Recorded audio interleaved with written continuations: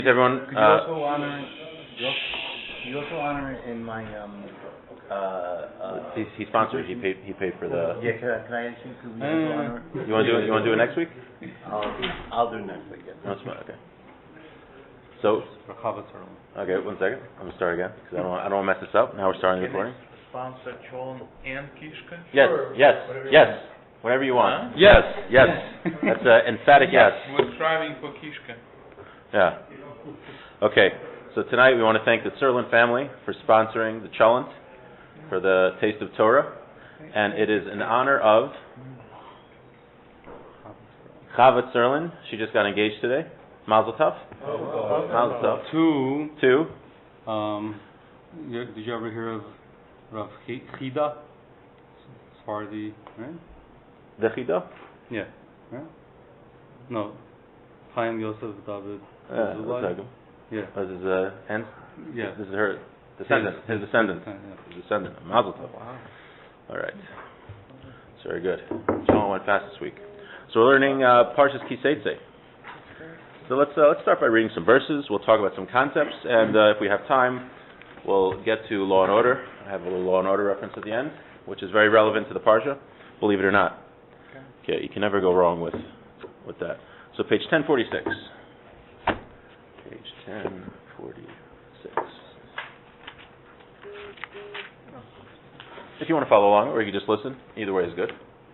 He says to the Melchama Alevecha, when you go out to war on your enemies, when Hashem Elokecha biyadecha v'shavisa shivyo, and your enemies are delivered into your hands, and you make captives. That happens in war. The Jewish people fought many wars. We were very successful when we fought wars many times. So there's rules of even when there's halachos, there's laws. Even when you go to war, we have laws about how we daven. So there's also laws about how you have to conduct a just war. You find a very attractive woman when you're fighting a battle. In the middle of the battle, you see this attractive woman. She cries about her father.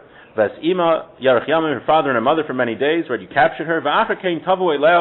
Then afterwards, you could consummate your union. And she'll be to you as a wife.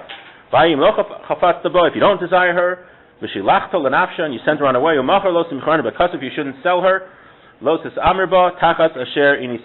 because you should not enslave her because you afflicted her. So what's going on here? What's this whole idea? You're fighting a battle, you see a woman, and there's all these rules about how you have to marry her. You captured her, basically. No, so she's a slave, but you don't make her a slave, but he wants to make her his wife. You know, there's like some interesting stuff going on. So what's the idea here? That's interesting. Yeah. So the Ramban writes that back in the day, in the ancient times, in war, what the women of the nations of the world would do, they would dress very provocatively, and they would try to entice the soldiers to sin and try to get them to sin. So it was very difficult to resist the urge to be with these women. Specifically, when a person is doing battle and he's got all of his adrenaline pumping and he's totally fired up, and he's thinking of murder, and he sees a woman he wants to whatever. It's very difficult. So the Torah recognizes that a human being it would be impossible for him to withhold himself. But what did people used to do? What did the soldiers do in battle? Look at Afghanistan now, right? What's going on? What do they do to the women there? Imagine the ancient world. They would just rape every woman that was in front of them. So the Torah recognizes that there is such a desire. So it says, if you want to take her for a wife, you have to do it this way. You have to bring her into your house.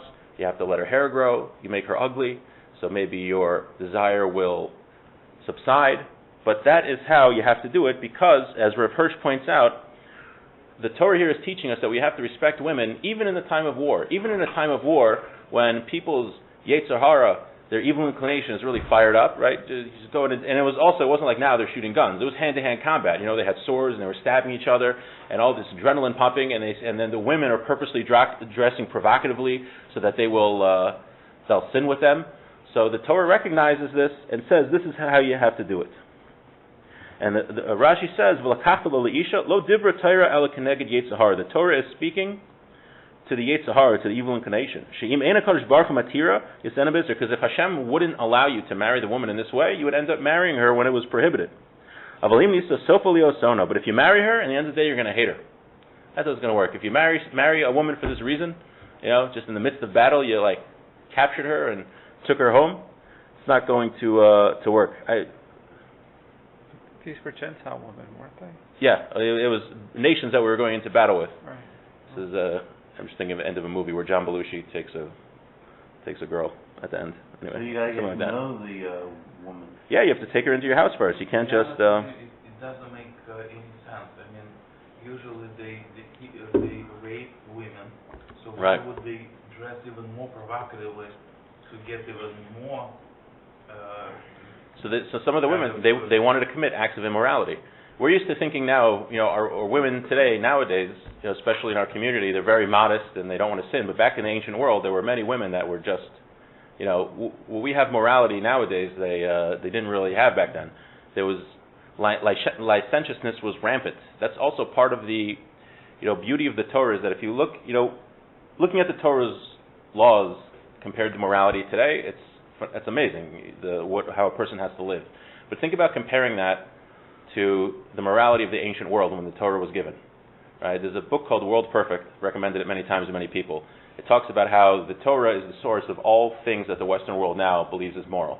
Right? The value of human life. So back in Greece and Rome, if you had a baby that was a girl, and you didn't feel like having a girl, they would just leave her out on a field and let her die.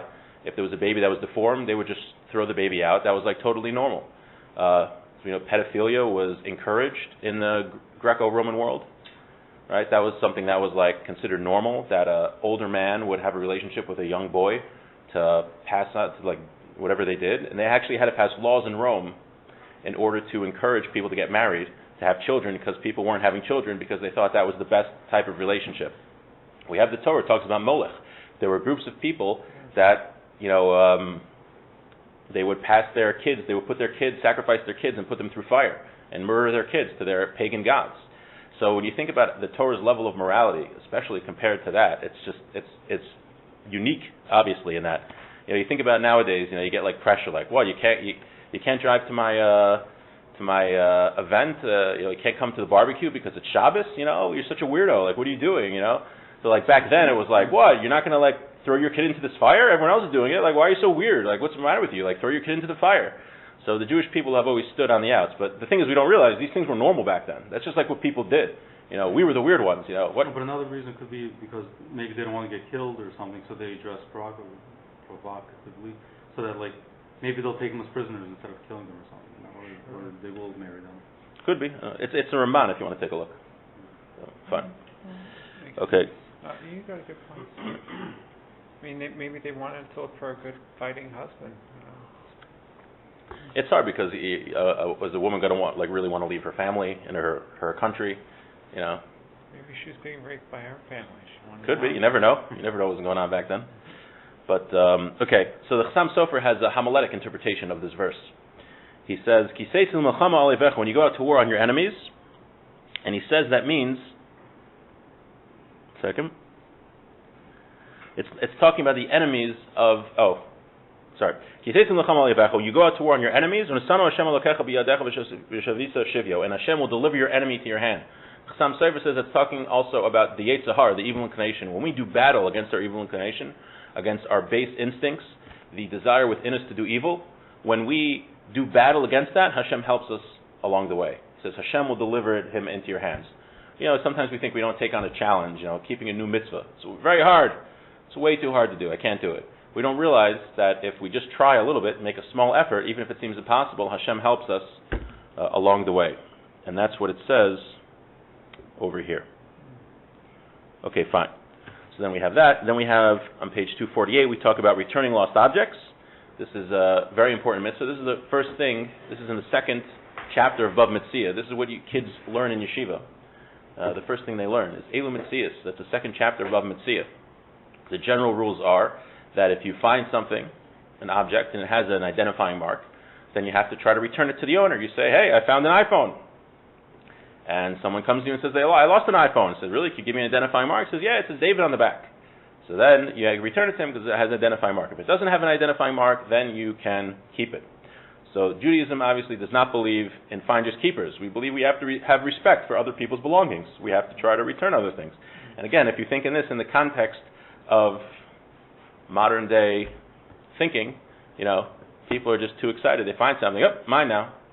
But the Torah teaches us how to be moral and how to act towards other people's property. Not only do we have to act respectfully to other people, we have to treat their property respectfully also. And that's why we start teaching kids this. It's the first thing we teach them, because the first thing we want them to know from the Torah is that you have to treat others with respect.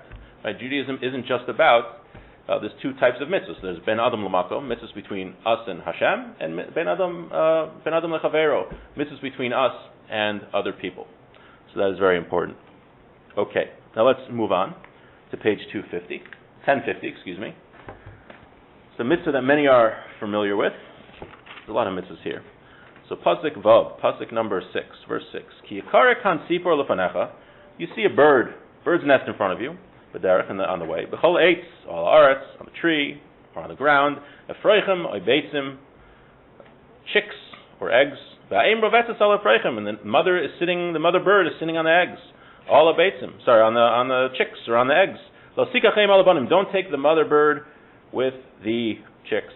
Shaleach teshalach esaim. Send away the mother. V'esabanim tikach lach, and you can take the children. L'man yitav lach v'harach yamim, in order that your days are lengthened. Very interesting. First of all, what's this all about? Why are we doing this? Why does God want me to do this? And number two, why does this mitzvah, does it say that we're going to have long life? Anyone ever do this mitzvah before? Sending away the mother bird and taking the eggs? Yeah? Yeah. Done it? Yeah. You guys have done it? Ever done it? No? Ooh. So actually, Steve's a little upset you haven't done it, but we're going to learn there's an opinion that says it's better not to do it sometimes. Yeah, shocking, right? Shocking. Now, what I mean by that is that I believe the Chassam Sofer says that the whole purpose of the mitzvah is you want the eggs, right? You want to make an omelet, and the mother bird's on there, so you send away the mother bird to take the eggs. But if you're just doing it, and you don't really want the eggs, you're just doing it for the mitzvah, he is of the opinion that you don't do that, because you're just annoying the bird for no reason. That was my question about it. I was like, so the Chassam Sofer says that. Others argue, and it's a very common mitzvah that people do. Okay, so let's see Rashi first, because anytime we want to start to understand what the Torah says, we look at Rashi. So if we look in verse 7, Rashi on the bottom, if you Rashi Zayin, Laman Yitav Lacha, in order that your days be lengthened. Why specifically this mitzvah does it say you're going to have a long life? Does anyone know the other mitzvah that says you're going to have a long life in the Torah? There's one other mitzvah. What? Right? Honor your parents. By honoring your parents, it also says you have long life. So we have by honoring your parents and sending away the mother bird. What's going on? Rashi says, in mitzvah kala she'ein bo chisaron kes. If this small mitzvah, this easy mitzvah that doesn't cost any money, you're going to have a long life. All the more so all the more so that you're going to get long life for keeping the more serious mitzvahs, the more serious commandments, right? So it's tough, driving the minyan, coming to shul, saying Shema. So if for a easy mitzvah, you're walking down the street and you see a bird and you go, long life. You can imagine all the great reward for doing other mitzvahs. Okay. Now, it may seem insignificant, but in the long run, it's definitely worthwhile. Of course. That's actually what I wanted to talk about now. What do mitzvahs do for us? What's the purpose of mitzvahs? Everything. We just had Tserlin. Everything matters. Right? Well, why? Let's say, for example, I'll give you an example. We just had Tserlin. There was meat in the Tserlin. So, you know how that meat was prepared? First, a shochet, who studied many years the laws of slaughtering cows, had to get a knife. He had to make the knife very sharp, that when he sticks his fingernail along the knife, there's not one nick in the knife. It's totally smooth. He has to slaughter the animal in a smooth motion, severing its esophagus and its trachea. Thank you. And yummy, right? This is why I told you after you ate the cholent. That's why I don't eat cholent. There's always meat in cholent? There's not always meat in cholent. In the cholent in the JLC, there's always meat. In other cholents, there's not always meat. Okay, But if we had Nobody likes that. if a vegetarian will come, if we get non-meat cholent, we'll get something special for them. Just saying.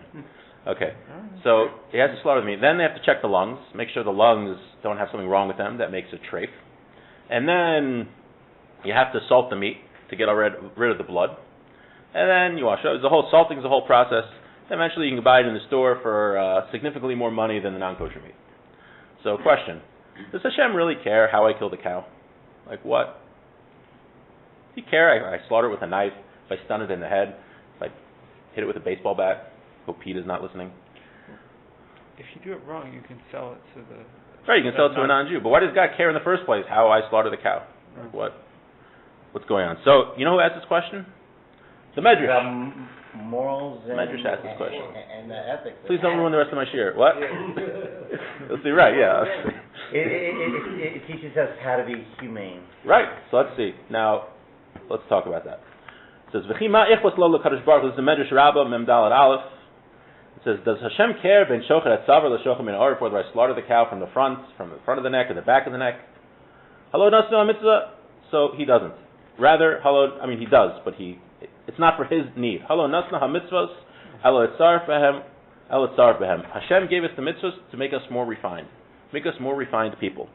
And the Ramban writes on that. Let's read the Ramban. So the mitzvahs were given not for God's benefit. God doesn't need us to slaughter a cow. God doesn't need us to pray. Right? God is perfect. He doesn't need anything. But it's for us. He commanded us to do certain things for us so that we refine ourselves. The Ramban writes, Kiatam. Now specifically, this mitzvah about sending away the mother bird. It says, Kiatam kamzu mitzvah muveris min osu be'esbeno. The reason for this mitzvah is similar to the mitzvah of osu be'esbeno. What's osu be'esbeno? There's a law that you're not allowed to shecht. Right? You're allowed to shecht animals, but you're not allowed to shecht a mother cow and her baby on the same day. Not allowed to do that. Why can't you do that? He says, B'shem levilte heos leiv. Because we don't want to have a cruel heart, and not to show mercy. Or it appears, if you're slaughtering the mother and the child in the same day, it appears that you are uprooting the species in a certain way. Even though we're allowed to slaughter animals. The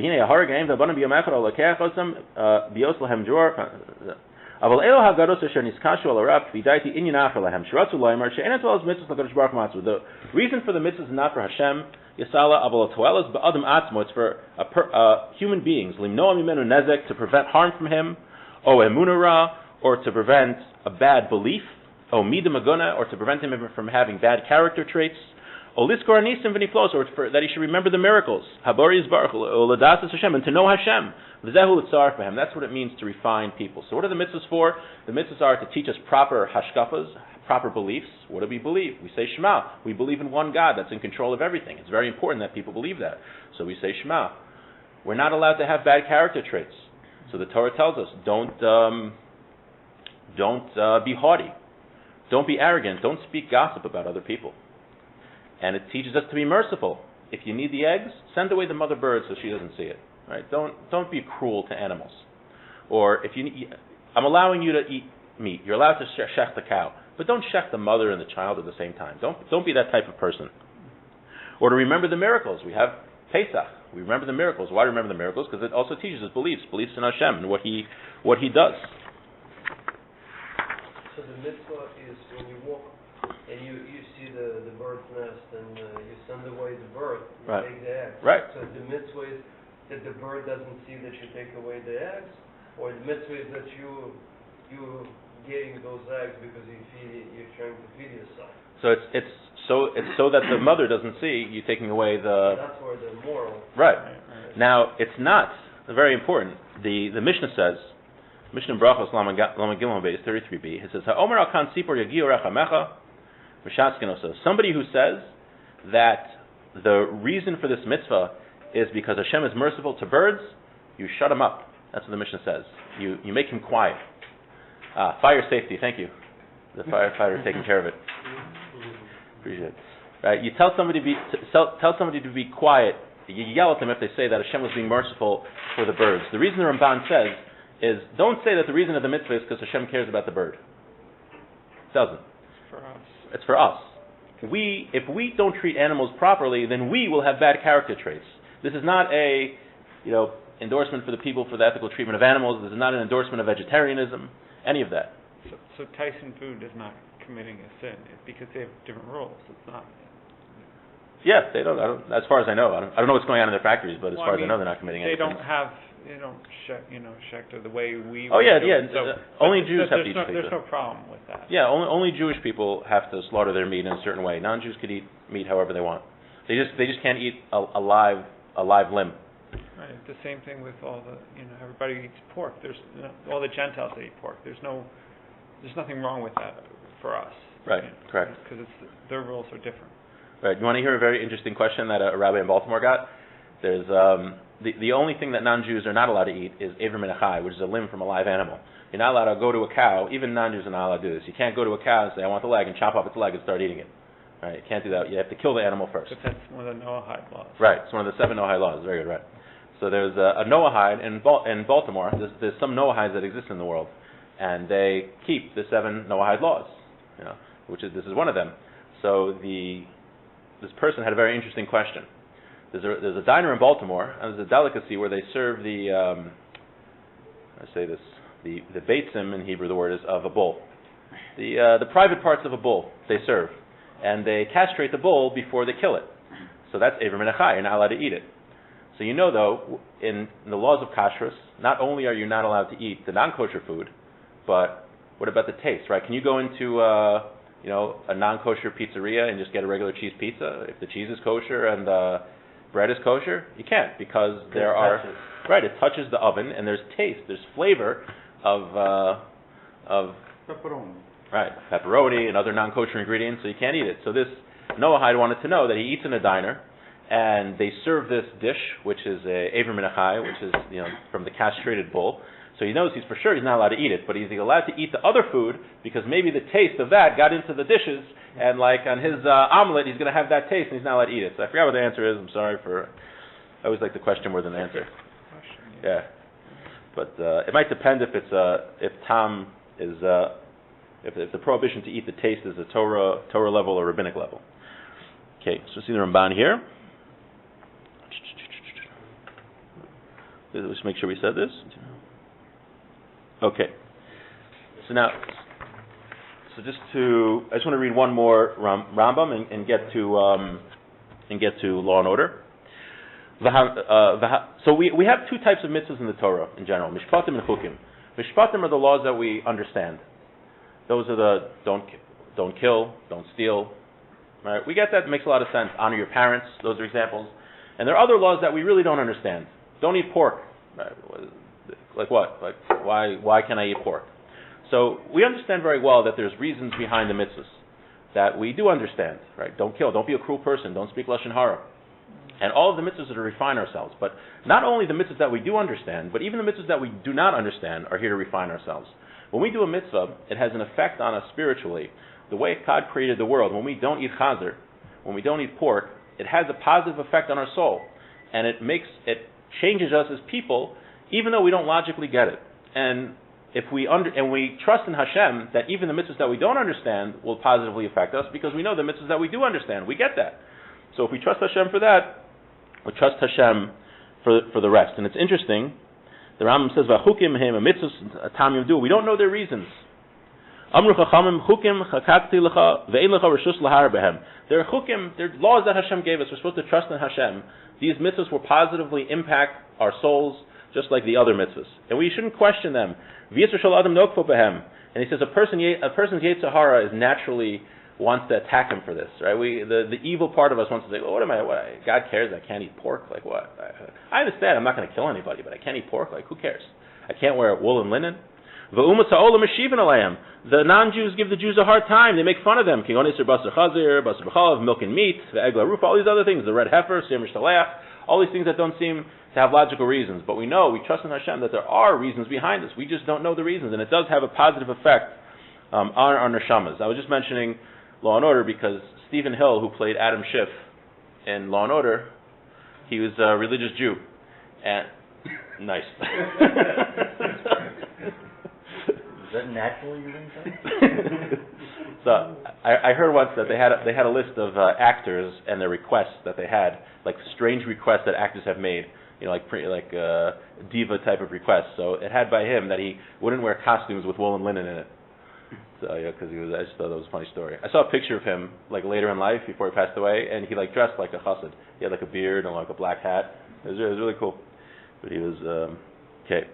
But the Torah makes us better people. I just remember what Judy Zoberg said at Shiva about her husband, Harold, just passed away, that the Torah, when he became religious, it made him a better person. It just improved the parts of himself that were better. That's what Torah does. All of the mitzvahs, the ones we do understand and the ones that we don't understand. It makes us better people. It gives us, as the Ramban said, good midos, good character traits. When we trust what the Torah says, we stop ourselves when we want to speak Lashon Hara. I think I'm important. I really want to speak negatively about that person. It'll make me feel good. I stop myself. That gives us good character traits. That's what life's all about, to be a Torah Jew and to be a good person. That's why we have to follow what the Torah says. I was reading an article by a Reform rabbi, and he was, he's like, yeah, it makes sense that we got rid of the other parts of the Torah that we don't understand, and that we don't feel like doing, like Shabbos and all that, but like, how come we don't keep the laws of Lashon Hara, of speaking evil about other people? But, that's what happens. You throw out part of the book, everything goes out with it. And the Chazon Ish writes, I'll finish with this point, the Chazon Ish writes that a way that we can improve our character traits and become better people is to actually be makbid in halacha, to be strict in Jewish law, and to follow the mitzvahs. Why is that? Because, having bad character traits is being selfish. I do whatever I want whenever I want. When you say, no, there's a mitzvah, there's a Jewish law here, I say, no, I'm going to not do what I want right now, and I'm going to do what Hashem wants. That improves a person's character traits. It teaches him how to become a selfless person. And that's something that we can, it's one way during Elul, because it's a time of growth. It's a time when it's easier to grow spiritually than the rest of the year as we lead up to Rosh Hashanah and Yom Kippur. So if we could all, we'll all try our best to do a little better and to recognize, that the mitzvahs, they improve us. They teach us how to be good people, to have good beliefs, to have good character traits. Even the mitzvahs we don't understand positively affect us spiritually. And the more mitzvahs we do before Rosh Hashanah, the better. So we shall try our best. This is really speaking to me. This is really speaking to me, and I'll tell you why. Thank you. I'm not embarrassed to say this, because I'm part of the 12